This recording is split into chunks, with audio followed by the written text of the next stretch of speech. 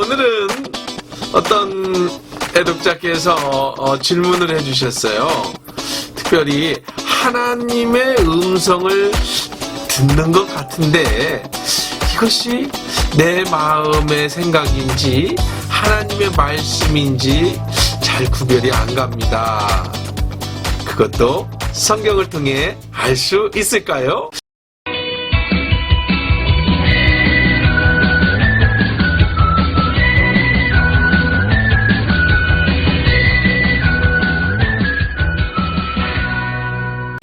성경 그것을 알려주마. 성깔TV 성경의 내면을 읽어주는 남자 성자입니다. 네, 성경을 찾아서 하나님의 음성을 구별하는 법 찾아봅니다. 두리번 하나님의 음성을 구별하는 법 참 어렵겠죠? 어떤 분은 아직 하나님의 음성을 듣는 게 뭔지도 모르는데 어떻게 구별해요? 뭐 이렇게 말씀하실 수도 있겠습니다. 그래요. 구별하려면 먼저 들을 수 있어야죠. 근데 하나님이 말씀해 주시지 않는 게 아니라 내가 하나님의 음성을 들을 영적 귀가 없다는 거예요. 물론 하나님의 음성을 듣기 위해 노력해야 되고요. 또 배워야 합니다. 근데 오늘은 하나님의 음성을 어떻게 들을 것인가가 아니라 하나님의 음성이 내 마음에 들리는데 이것이 하나님의 말씀인지 아니면 내 생각인지 잘 모르겠다라고 하는 질문입니다. 하나님의 인도하심을 구할 때마다 마치 두 가지 음성을 듣는 것 같아요. 내가 들은 것이 이것이 하나님의 음성인지 아니면 사탄의 소리인지 내 마음의 소리인지 내 양심이 하는 소리인지 이것이 하나님이 진짜 말씀하신 것인지 내 생각대로 얘기한 것인지 그래서 구별해 볼 수 있어야 되겠죠. 그래서 하나님의 음성을 듣는다는 건 참 조심스러운 겁니다. 하나님의 음성을 구별하는 법 첫째, 하나님의 음성을 듣는 훈련을 잘 하셔야 돼요. 하나님의 음성을 들으려면 하나님의 음성을 구별하는 훈련, 그 훈련을 계속해 나가야 됩니다. 하나님과 사람은 분명히 다르죠. 사람은 입으로 말하고 귀로 듣는 육신을 가졌지만 하나님은 영이세요. 그러니까 영으로 말씀하시니까 우리가 영으로 들어야 됩니다. 그러니까 그것을 구별할 수 있는 훈련을 계속해야 됩니다.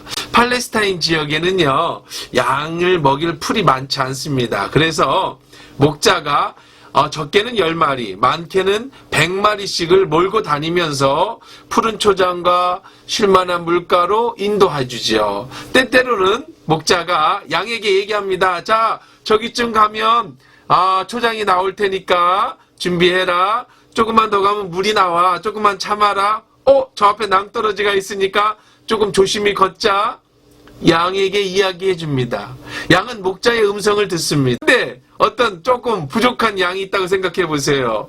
자기 목자 음성도 못 듣고 남 목자 따라가면 어떻게 되겠어요? 물론 나중에 목자가 없어진 걸 알고 찾으러 가겠지만 크게 당황하겠죠. 또 새로 양을 한 마리 사왔다고 생각해 보세요. 그럼 그 양은 계속해서 새로운 주인의 귀를 기울여야 됩니다. 자꾸 훈련해야 돼요. 이게 무슨 말인가? 마찬가지로 우리가 처음 하나님의 음성을 듣고 신앙이 성장해가는 과정이라고 하면 자꾸 하나님의 음성을 듣고 구별해가는 훈련을 계속해야 된다 이겁니다. 자, 두 번째는 집중해야 됩니다. 마리아와 마르다 이 얘기가 성경에 나오죠. 마리아는 예수님의 발밑에서 하나님의 음성을 들었고요. 마르다는 밖에 나가서 음식을 만들었어요. 근데 이제 짜증이 나는 거예요. 누구는 뭐 밥만 하고 누구는 하나님 말씀 듣기 싫은가? 그래서 마르다가 화가 났어요. 그래서 예수님한테 얘기죠. 예수님, 마리아 좀 얘기해서 아주 음식 좀 같이 만들게 해주세요. 그때 예수님께서 마르다에게 얘기하죠. 너는 여러 가지로 분주하구나. 그럼 한 가지. 그것이 족하다. 마리아에게 얘기하는데 그 한 가지 족한 게 뭐냐면 하나님 말씀을 듣는 거예요. 그럼 또 오해합니다. 그러면 교회에서 봉사하는 것보다 설교 말씀 들어야 된다는 건가? 그럼 교회 점심은 누가 해? 그게 아니고요. 그때 마리아는 예수님 발 아래에서 예수님이 십자가에서 죽을 것을 이야기를 듣지요. 그리고 나중에 향유를 준비해서 예수의 발에 향유를 붓고 자기 머리털로 예수의 발을 닦아주며 예수님의 장례를 준비해. 어떻게 준비했어요? 예수님의 음성을 듣고요.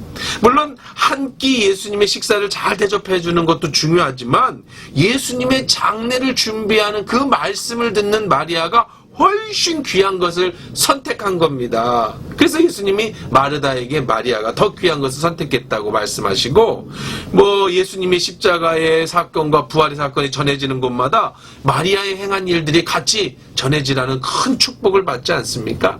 그러니까 예수님의 말씀을 집중하세요. 그러면 하나님의 음성이 들려집니다. 세 번째, 제일 중요한 건데요. 하나님의 음성은요, 반드시 무엇으로 구별돼야 되냐면 말씀으로 구별돼야 돼요. 이미 하나님은요, 이 말씀으로 우리에게 다 말씀해 주셨어요. 어떤 분은 평생 하나님 말씀 못 들었다고 얘기하면서도요, 하나님 말씀대로 살아가는 분들이 있어요. 왜냐하면 직접적으로 듣지는 못해도 말씀을 통해 간접적으로 계속 듣거든요. 근데 그게 어쩌면 훨씬 더 안전해요. 하지만 우리는 그것보다는 직접 주신 하나님의 음성도 듣고 싶죠. 때로 하나님이 그렇게 말씀도 해주시는 거니까요. 그런데 그런 말씀을 들었다 할지라도요, 반드시 성경의 근거가 돼야 돼요. 성경과 전혀 다른 얘기를 한다든가 성경이 없는 말씀을 들으면은요, 그것은 잘못 들은 거예요. 가끔요, 천국 갔다 왔다는 사람들이요, 성경이 없는 얘기 하거든요.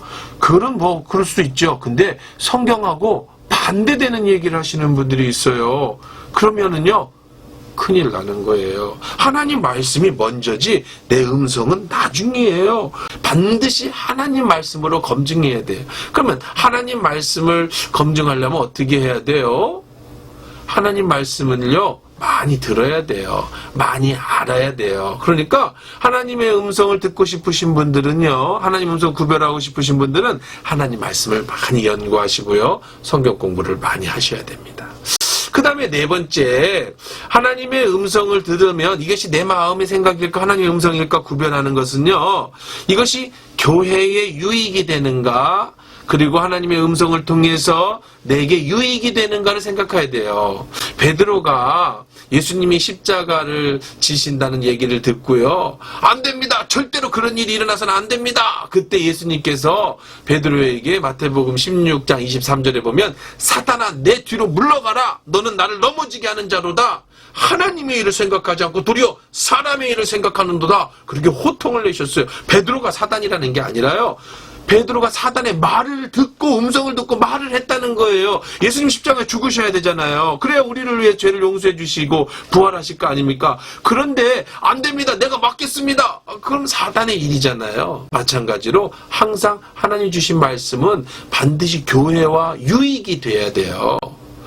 다섯 번째로요, 하나님의 말씀의 응답은 늘 긍정적이어야 돼요. 하나님의 말씀은 내게 힘을 주시고요, 하나님 말씀은 우리에게 다시 한번 일어설 용기를 주시죠. 우리를 낙심시키고 프레스 누르고요, 우리로 하여금 죄가 생각나가지고 죄 때문에, 물론 하나님 우리를 죄를 가르쳐주고 회개를 요청하실 때가 있어요. 회개하라고 말씀하실 때가 있거든요. 그때도요, 하나님은 절대 우리를 무시하거나 책망해서 우리를 깔아뭉개거나 그러지 않으세요. 부드러운 음성으로 우리의 죄를 생각나게 하시고요, 그 앞에 그 음성을 듣는 순간에 내가 발 앞에 자복하고 눈물로 회개하게 되죠. 내가 아무리 죄를 지었어도요, 하나님은 그렇게 우리를 책망하시거나 우리의 인격을 무시하거나 그렇지 않아요. 항상 인격적으로 응답해 주세요. 여섯 번째는요, 하나님의 음성을 듣고 나서 내 마음에 평강이 있어야 돼요. 하나님의 음성을 듣고 나서 같은 얘기지만 두려움이 온다든가 부정적인 생각이 든다든가 염려가 더 된다든가,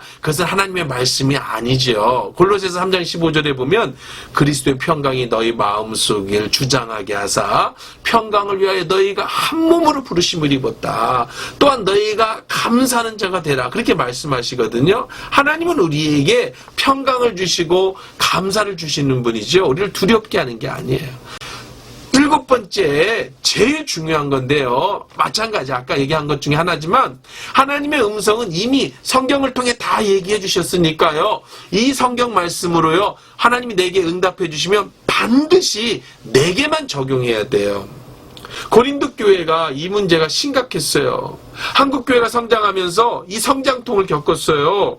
바로 무분별하게 하나님의 음성을 들었다는 사람들이요, 막 기도원을 차리고요, 막 그걸 가지고 아주 돈벌이를 하고요, 남을 무섭게 하고요, 두렵게 해서 막 돈을 빼내고요, 뭐 괜히 이상한 사람 다 신학교 보내버리고요, 그래서 인생 망가뜨리고요.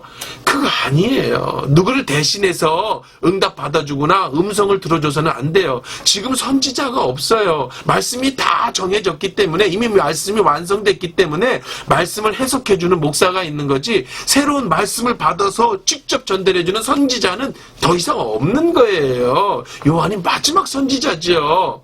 이제는 하나님의 말씀을 해석해야 돼요. 말씀을 적용해야 돼요. 말씀을 순종해야 되는 거지, 무당이 되면 안 돼요. 어떤 사람은 무당이 돼가지고 뭐 하나님 음성 듣는다고요, 뭐 이랬다. 물론 은사가 있어요. 정말 어떤 사람의 마음을 읽을 수도 있고요, 하나님이 가르쳐 주셔서 죄를 지적해 줄 수도 있지만, 그것은 아까 얘기한 것처럼 모두 교회와 그 사람의 유익과 덕이 되게 하셔야죠.